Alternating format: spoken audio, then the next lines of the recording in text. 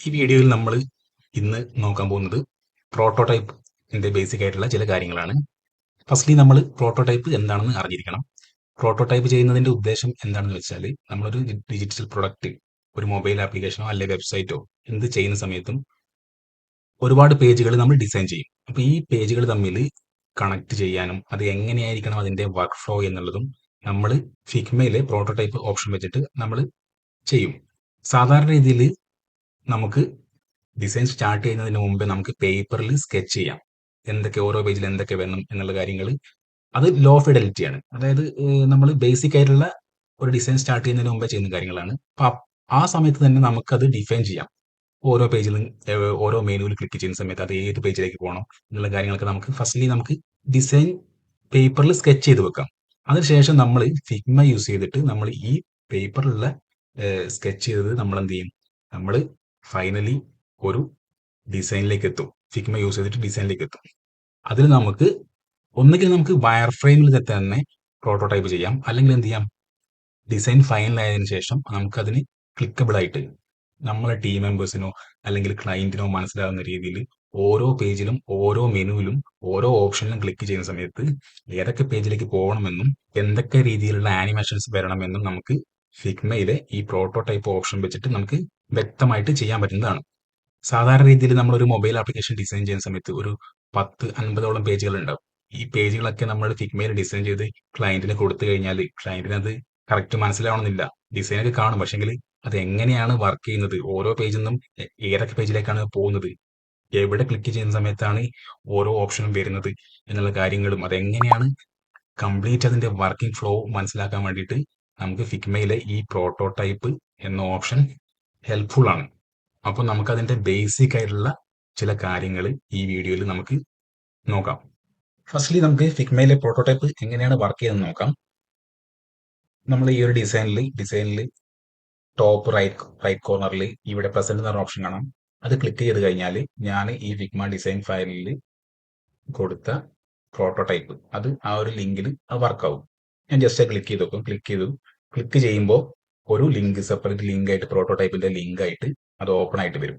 ഈ ലിങ്കാണ് നമ്മൾ പ്രസന്റ് ചെയ്യാൻ വേണ്ടി, പ്രോട്ടോടൈപ്പ് ക്ലയന്റിനോ അല്ലെങ്കിൽ നമ്മുടെ ടീം മെമ്പേഴ്സിനോ പ്രസന്റ് ചെയ്യാൻ വേണ്ടിയിട്ട് നമ്മൾ യൂസ് ചെയ്യാം. ഓക്കെ, ഇപ്പൊ ഇതിൽ കണ്ടോ, ഇതിൽ ഈ ഒരു സ്ക്രീനിൽ വന്നിട്ട് ഞാൻ സ്ക്രോൾ ചെയ്യുന്ന സമയത്ത് സ്ക്രോൾ ചെയ്യാൻ വേണ്ടി പറ്റുന്നുണ്ട്. ഇതിൽ ക്ലിക്കബിൾ അല്ല, ഞാൻ എവിടെയും പ്രോട്ടോടൈപ്പ് ചെയ്തിട്ടില്ല, അതുകൊണ്ട് ക്ലിക്കബിൾ അല്ല. ഓക്കെ, ഇതിൽ ഫസ്റ്റ്ലി ഞാൻ ചെയ്യാൻ പോകുന്നത് എന്താണെന്ന് വെച്ചാൽ, ടോപ്പിൽ നിങ്ങൾ കണ്ടില്ലേ ഹാഷ് എന്ന് പറഞ്ഞിട്ടുള്ളൊരു ഹെഡർ, ആ ഒരു സെക്ഷൻ ഞാൻ ഫിക്സഡ് ആയി വെച്ചിട്ട് ബാക്കിയുള്ള ഏരിയാസ് സ്ക്രോൾ എങ്ങനെ ചെയ്യാം എന്ന് നോക്കാം. കാരണം നമ്മളൊരു മൊബൈൽ ആപ്പോ അല്ലെങ്കിൽ ഒരു വെബ്സൈറ്റോ ഡിസൈൻ ചെയ്യുന്ന സമയത്ത് സംടൈംസ് നമ്മളെ ഹെഡർ ഫിക്സഡ് ആയിരിക്കാം. അപ്പം അതെങ്ങനെയാണ് വർക്ക് ചെയ്യുന്നത് നമുക്ക് നോക്കാം. അപ്പം മൊബൈൽ ആപ്പിൽ ടോപ്പിൽ അല്ലെങ്കിൽ ഫൂട്ടറിലുള്ള മെനൂസ് ഒക്കെ ഫിക്സഡ് ആയി നിൽക്കുകയും ബാക്കി ഏരിയാസ് സ്ക്രോൾ ചെയ്യുന്നത് നിങ്ങൾക്ക് ചില ആപ്ലിക്കേഷനൊക്കെ നിങ്ങൾക്ക് കാണാം. അത് നമ്മൾ ഡിസൈൻ ചെയ്തിട്ട് അത് ക്ലയന്റിന് പ്രസന്റ് ചെയ്യുന്ന സമയത്തോ അല്ലെങ്കിൽ നമ്മുടെ ടീം മെമ്പേഴ്സിന് പ്രസന്റ് ചെയ്യുന്ന സമയത്തോ അതെങ്ങനെയാണ് വർക്ക് ചെയ്യുന്നത് എന്നുള്ളത് കാണിക്കാൻ വേണ്ടിയിട്ട് നമുക്ക് ഈ ഒരു ഓപ്ഷൻസ് നമുക്ക് യൂസ് ചെയ്യാം. ഓക്കെ, ഫസ്റ്റ്ലി എങ്ങനെയാണ് ഈ പ്രോട്ടോടൈപ്പിന്റെ ലിങ്ക് അവിടെ തന്നെ കിട്ടുക. നമുക്ക് എന്ത് ചെയ്യാം, ഈ ഡിസൈൻ ഫയലിലേക്ക് വരാം. ഡിസൈൻ ഫയൽ വന്നതിന് ശേഷം ഈ ഒരു സെക്ഷനാണ് എനിക്ക് ഫിക്സഡ് ആയി വെക്കേണ്ടത്. അപ്പൊ എന്ത് ചെയ്യാം, ഇത് മൊത്തത്തിൽ സെലക്ട് ചെയ്യാം. ഈ ഒരു 3 ലെയർ, ഇവിടെ 3 ലെയർ ആണുള്ളത്. ഒന്ന് ടെക്സ്റ്റ് ലെയർ, പിന്നെ അതിന്റെ ബാക്ക്ഗ്രൗണ്ട് റെക്ടാങ്കിൾ, പിന്നെ ഈ ഒരു മെനു. എന്ത് ചെയ്തു, ഞാനിത് 3 സെലക്ട് ചെയ്തു. ക്ലിക്ക് ചെയ്ത് ഡ്രാഗ് ചെയ്ത് സെലക്ട് ചെയ്യുക. സെലക്ട് ചെയ്തതിനു ശേഷം റൈറ്റ് ബട്ടൺ ക്ലിക്ക് ചെയ്തിട്ട് എന്ത് ചെയ്യാം, ഞാനത് ഫ്രെയിം സെലക്ഷൻ ഓപ്ഷനിലേക്ക് മാറ്റി. സംഭവം ഗ്രൂപ്പ് ചെയ്യാണ്, ഒരു ഫ്രെയിമായി. ഇനി എന്ത് ചെയ്യാം, ഇവിടെ എന്ത് കാണാം, അപ്പൊ നമുക്ക് ഈ ഡിസൈൻ ഓപ്ഷനിലാണ് ഇപ്പം നമ്മുടെ ഫയൽ ഉള്ളത്. ഇനി നമുക്കത് പ്രോട്ടോടൈപ്പ് എന്ന ഓപ്ഷനിലേക്ക് മാറ്റാം. പ്രോട്ടോടൈപ്പ് എന്ന ഓപ്ഷനിലേക്ക് മാറ്റി കഴിഞ്ഞാൽ നമുക്ക് ഇവിടെ കാണാം ഡിവൈസസ് കാണാം. ഈ ഡിവൈസ് എന്താണെന്ന് വെച്ചാൽ നമ്മൾ ഏത് ഡിവൈസിലാണോ ആ പ്രോട്ടോടൈപ്പിന്റെ വ്യൂ വരേണ്ടത് അത് സെലക്ട് ചെയ്യാൻ വേണ്ടിയിട്ടാണ്. നമുക്ക് കാണാം കുറെ ഡിവൈസ് കാണാം. ഞാനത് നോർമലി ഈ ഒരു ഡിസൈൻ ചെയ്ത ഫയലിന്റെ സൈസ് തന്നെയാണ് ഞാൻ പ്രോട്ടോടൈപ്പ് വ്യൂ ചെയ്യിക്കാൻ ഉദ്ദേശിക്കുന്നത്.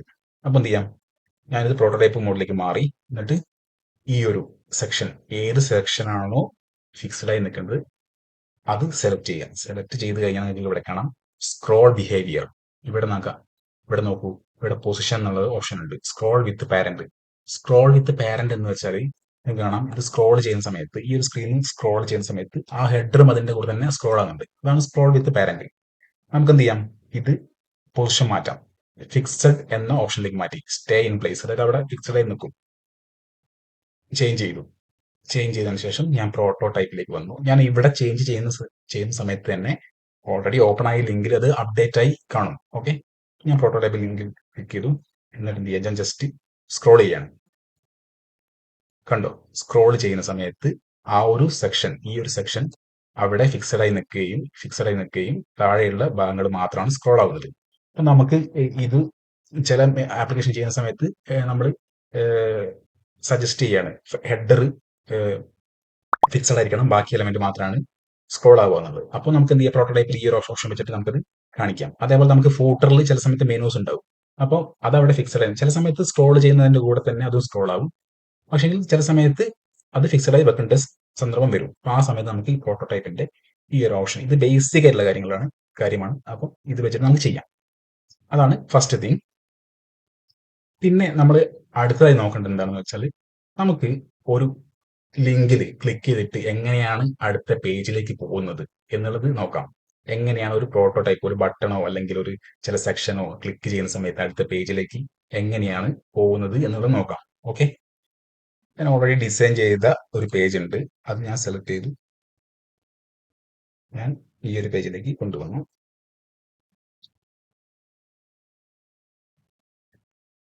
ഓക്കെ, അപ്പൊ എനിക്ക് ഈ വൊക്കാബുലറി കളക്ഷൻ എന്ന ബട്ടണിൽ ഈ ഒരു സെക്ഷനിൽ ക്ലിക്ക് ചെയ്യുന്ന സമയത്ത് ഈ ഒരു പേജിലേക്ക് പോകണം.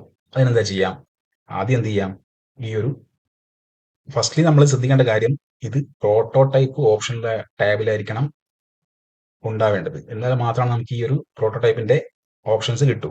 അപ്പൊ എന്ത് ചെയ്യാം, ഈ പ്രോട്ടോടൈപ്പ് ഓപ്ഷനിൽ വന്നതിന് ശേഷം വൊക്കാബുലറി കളക്ഷൻ ഞാൻ സെലക്ട് ചെയ്താൽ നിങ്ങൾക്ക് കാണാം ഇവിടെ കുറെ ഓപ്ഷൻ കാണാം. നേരത്തെ പോലെ തന്നെ സ്ക്രോൾ ബിഹേവിയർ കാണാം.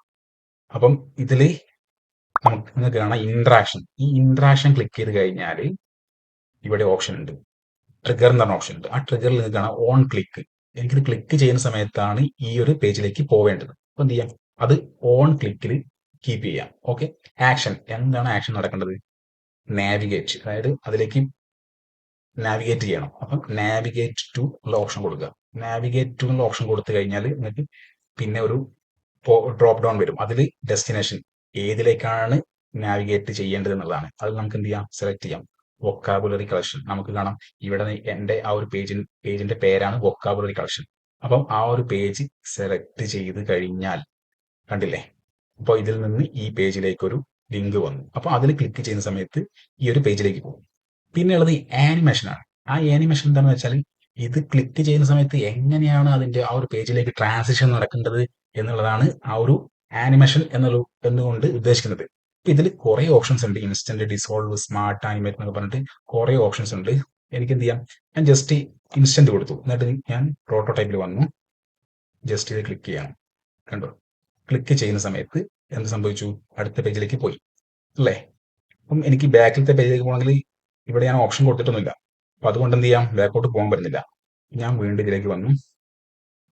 ഇതിലേക്ക് വന്നു കഴിഞ്ഞാൽ ഈ ഒരു പോയിന്റ് ഇല്ലേ, ഈ ഒരു പോയിന്റ് ബാക്ക് ആരോ. അപ്പൊ ഈ പേജിൽ നിന്ന് എനിക്ക് തിരിച്ച് ഡാഷ്ബോർഡിലേക്ക് പോകണം. അപ്പൊ എന്ത് ചെയ്യാം, ഈ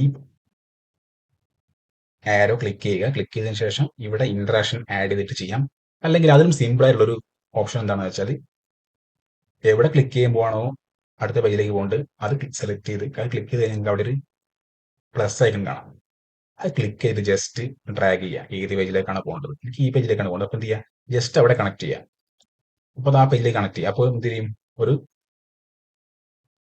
ബോക്സ് വരും, മോഡൽ ബോക്സ്. ആ ബോക്സിൽ നമുക്ക് എങ്ങനെയാണ് അതിന്റെ, ഞാൻ നേരത്തെ ഈ ഒരു പേജിൽ നിന്ന് ഡാഷ്ബോർഡിൽ നിന്ന് വൊക്കാബുലറി കളക്ഷൻ പേജിലേക്ക് എങ്ങനെയാണോ പോകാൻ ആനിമേഷൻ കൊടുത്തത്, അതേപോലെ തന്നെ ഓപ്ഷൻസ് ഇവിടെ ഉണ്ടാവും. അപ്പൊ എനിക്ക് എന്ത് ചെയ്യാം, നിങ്ങൾക്ക് കാണാം ഡെസ്റ്റിനേഷൻ ഡാഷ്ബോർഡാണ്. നേരത്തെ ഞാൻ കൊടുത്തപ്പോൾ ഡാഷ്ബോർഡിൽ നിന്ന് ഡെസ്റ്റിനേഷൻ കൊടുത്തത് വൊക്കാബുലറി കളക്ഷൻ ആണ്. ഇത് വൊക്കാബുലറി കളക്ഷൻ എന്ന പേജിൽ നിന്ന് ഡാഷ്ബോർഡിലേക്ക് തിരിച്ചും ആനിമേഷൻ കൊടുത്തു. ഓക്കെ, ആനിമേഷൻ ഇൻസ്റ്റന്റ് ആണ്. നേരത്തെ ഞാൻ കൊടുത്ത ഇൻസ്റ്റന്റ് ആനിമേഷൻ ആണ്, അതിൽ തന്നെയാണ് ഇപ്പോൾ ഡിഫോൾട്ട് ആയിട്ടുള്ളത്. അപ്പൊ എന്ത് ചെയ്യാം, ഞാനത് മാറ്റി നോക്കുകയാണ്. ഞാൻ ജസ്റ്റ് മൂവ് ഇൻ എന്ന ഓപ്ഷൻ കൊടുത്തു. മൂവിൻ കൊടുത്ത് നിങ്ങൾക്ക് കാണാം ഇവിടെ കുറെ ഓപ്ഷൻസ്. ഡയറക്ഷൻ, എവിടെ നിന്ന് എങ്ങോട്ടേക്കാണ്, ഇപ്പം ലെഫ്റ്റ് നിന്ന് റൈറ്റിലേക്കോ റൈറ്റിൽ നിന്ന് ലെഫ്റ്റിലേക്കോ എന്ന് പറഞ്ഞാൽ കുറെ ഓപ്ഷൻസ് കാണാം. ഇത് നിങ്ങൾക്ക് തന്നെ ജസ്റ്റ് ട്രൈ ചെയ്ത് നോക്കാൻ പറ്റുന്നതേ ഉള്ളൂ. അപ്പോഴാണ് കൂടുതലായിട്ട് കാര്യങ്ങൾ മനസ്സിലാവുക. ഞാൻ ജസ്റ്റ് അത് ഒന്ന് പറഞ്ഞു പോവാം. ഞാനിപ്പം കണ്ടോ, ഇതിപ്പം ഞാൻ ബാക്കാണ് കൊടുത്തത്, ബാക്ക് ആരോ കൊടുത്തു. അപ്പോൾ എന്ത് ചെയ്യാം, ബാക്ക് ആരോ കൊടുത്തപ്പോൾ ആ ഒരു ആനിമേഷനാണ് വർക്ക് ചെയ്യുക. ഇതിലേക്ക് വന്നു,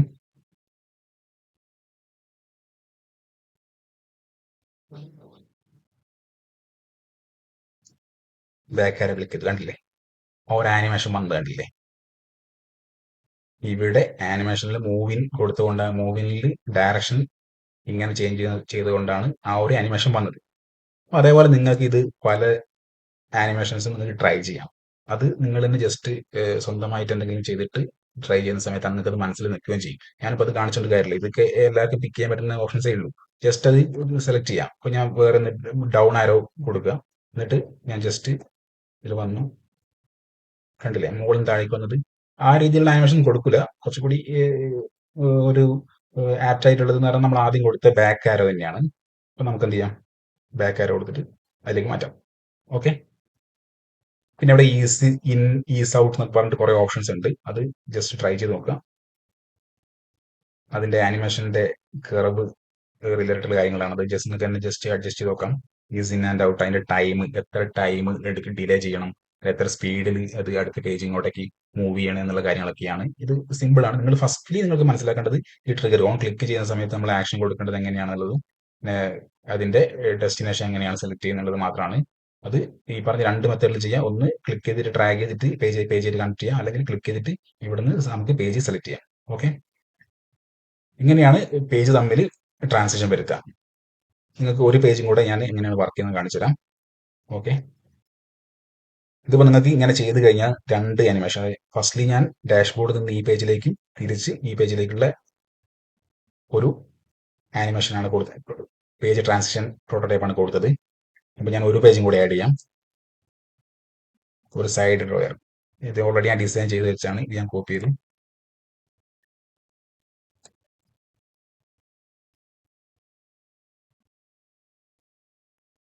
ഇവിടെ പേസ്റ്റ് ചെയ്തു. ഓക്കെ, ഇനി എനിക്ക് സൈഡ് ഡ്രോയർ ഇവിടെ ക്ലിക്ക് ചെയ്യുമ്പോഴാണ് എനിക്ക് ഈ ഒരു സൈഡ് ഡ്രോയർ ഓപ്പൺ ആയി വരേണ്ടത്. അപ്പോൾ എന്ത് ചെയ്യാം, ജസ്റ്റ് സെലക്ട് ചെയ്യുക, ജസ്റ്റ് ഡബിൾ ക്ലിക്ക് ചെയ്ത് കഴിഞ്ഞാൽ ഇത് ഓൾറെഡി ഞാൻ ഗ്രൂപ്പ് ചെയ്തുകൊണ്ട് ജസ്റ്റ് ഡബിൾ ക്ലിക്ക് ചെയ്യുക, ക്ലിക്ക് ചെയ്തിട്ട് ജസ്റ്റ് ഡ്രാഗ് ചെയ്തിട്ട് ഈ ഒരു സൈഡ് ഡ്രോയറിലേക്ക് ഓപ്പൺ ചെയ്യാം. അപ്പം ഈ ഒരു ബോക്സ് വരും, അതിൽ നിന്ന് നമുക്ക് അതിൻ്റെ ഒരു ആനിമേഷൻ കൊടുക്കാം. മൂവിങ്,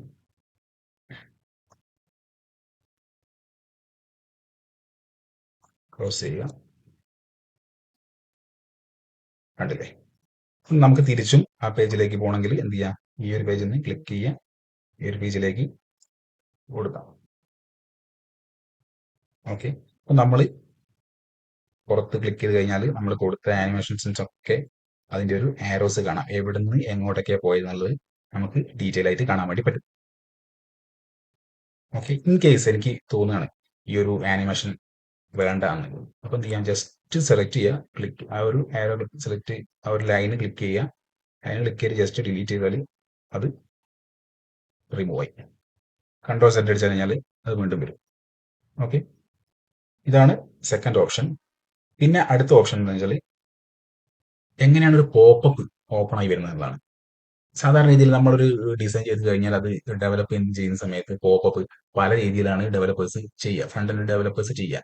അപ്പോൾ നമുക്കത് പ്രോട്ടോടൈപ്പ് ചെയ്യുന്ന സമയത്ത് എങ്ങനെയാണ് ആ പോപ്പപ്പ് ഓപ്പൺ ആയി വരേണ്ടത്, മോഡൽ ഓപ്പൺ ആയി വരേണ്ടത് എന്ന് നോക്കാം.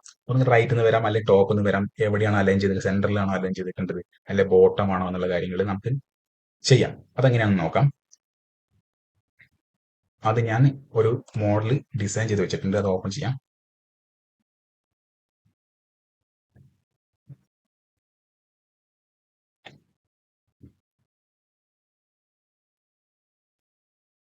ഞാനത് ഓപ്പൺ ചെയ്തു. ഈ ഒരു പോപ്പപ്പ് ആണ് എനിക്ക് വരേണ്ടത്. എപ്പോഴാണ് ഈ പോപ്പപ്പ് വരേണ്ടത്, ഞാൻ ഡാഷ്ബോർഡിൽ കാണാം ഇഡിഎം ഇൻസൈറ്റ് കൊളോക്കേഷൻ ആപ്പ്, ഇതിൽ ലോക്ക് കാണാം. ആ ലോക്ക് എന്താ ഉദ്ദേശിക്കുന്നത്, ഞാൻ ഡിസൈൻ ചെയ്യുന്ന സമയത്ത് അത് ഉദ്ദേശിച്ചത് എന്താണെന്ന് വെച്ചാൽ അത് പെയ്ഡ് കസ്റ്റമേഴ്സിന് മാത്രമേ കിട്ടൂ. അത് ആ ഓപ്ഷൻ കിട്ടണമെങ്കിൽ നമ്മൾ എന്ത് ചെയ്യണം, പർച്ചേസ് ചെയ്യണം. അപ്പം ഈ ഒരു സെക്ഷനിൽ ക്ലിക്ക് ചെയ്യുന്ന സമയത്ത് ഒരു മോഡൽ പോപ്പപ്പ് വരണം. അതായത് നിങ്ങൾക്ക് ഇത് പർച്ചേസ് ചെയ്താൽ മാത്രമാണ്, ഇത്ര പൈസക്ക് പർച്ചേസ് ചെയ്താൽ മാത്രമാണ് ഇത് യൂസ് ചെയ്യാൻ വേണ്ടി പറ്റുന്നത്.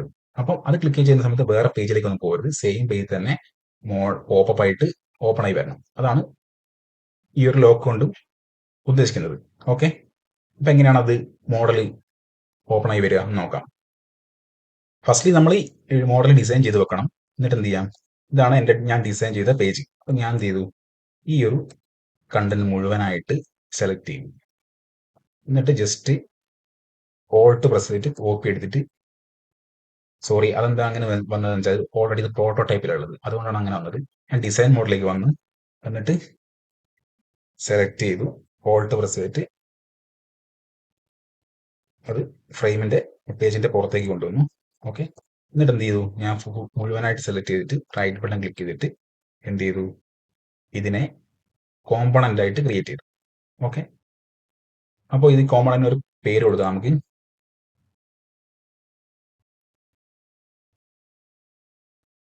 പർച്ചേസ് എന്ന് കൊടുത്തു.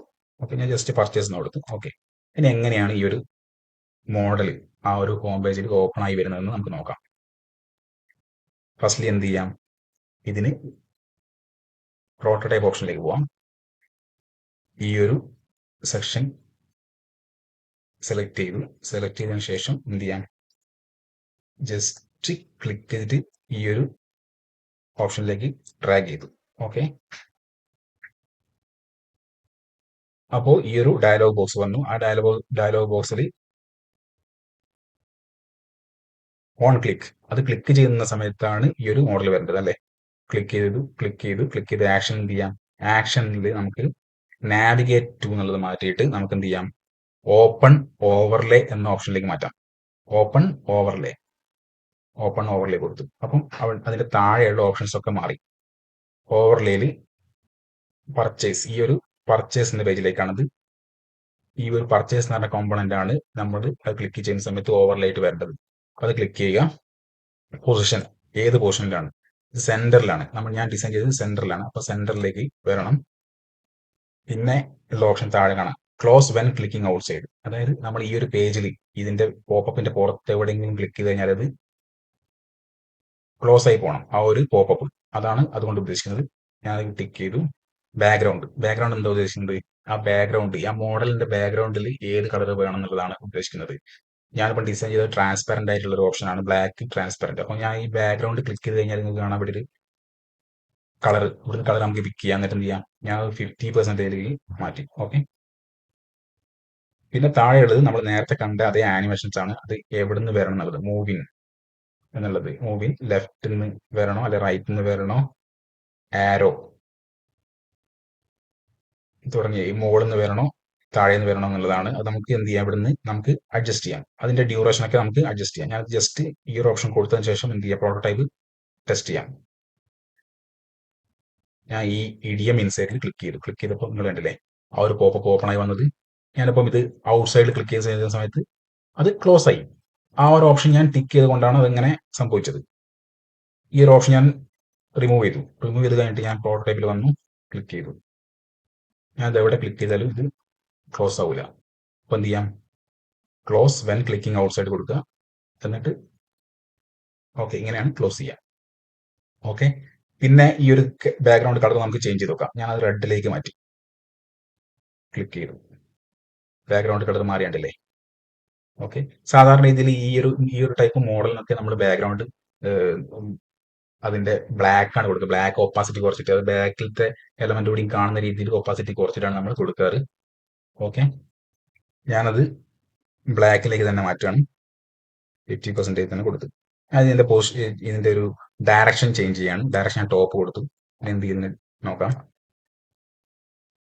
ആണല്ലേ ടോപ്പ് എന്ന് വന്നു. പിന്നെ അതിലുള്ള ഓപ്ഷൻ പൊസിഷൻ ആണ്. അതിന്റെ പൊസിഷൻ ഇതിപ്പം സെൻട്രലല്ലേ ഉള്ളത്, ഞാനത് ബോട്ടത്തിലേക്ക് മാറ്റുകയാണ്. ബോട്ടം സെന്ററിലേക്ക് മാറ്റി. ഓക്കെ, ഓപ്പൺ ചെയ്തു. കണ്ടില്ലേ ഇപ്പൊ പൊസിഷൻ മാറിയിട്ടില്ലേ. മീഡിയം ഇൻസൈഡ് ക്ലിക്ക് ചെയ്യുമ്പോൾ അത് ബോട്ടത്തിലേക്ക് പോയി നിൽക്കുന്നുണ്ടല്ലേ. ഞാൻ അതിന്റെ പൊസിഷൻ ഒന്നുകൂടെ ചേഞ്ച് ചെയ്യാണ്. ബോട്ടം ലെഫ്റ്റ് കൊടുത്തു.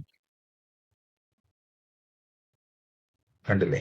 അപ്പൊ നമുക്ക് എന്ത് ചെയ്യാം, ഇങ്ങനെ അതിന്റെ പൊസിഷൻ എവിടെയാണ് ഓരോ പോപ്പും വരേണ്ടത് എന്നുള്ളത് നമുക്ക് ഇങ്ങനെ ചേഞ്ച് ചെയ്യാം. നമുക്ക് ഈ ഒരു ഇതിലെ ഇന്ററാക്ഷൻസ് നമുക്ക് ജസ്റ്റ് ചേഞ്ചസ് ചെയ്ത് നോക്കാം. അത് നമ്മൾ ട്രൈ ചെയ്യാം. ഇതിന്റെ സ്പീഡ് ഞാനിവിടെ സ്പീഡ് കൂട്ടുകയാണ്.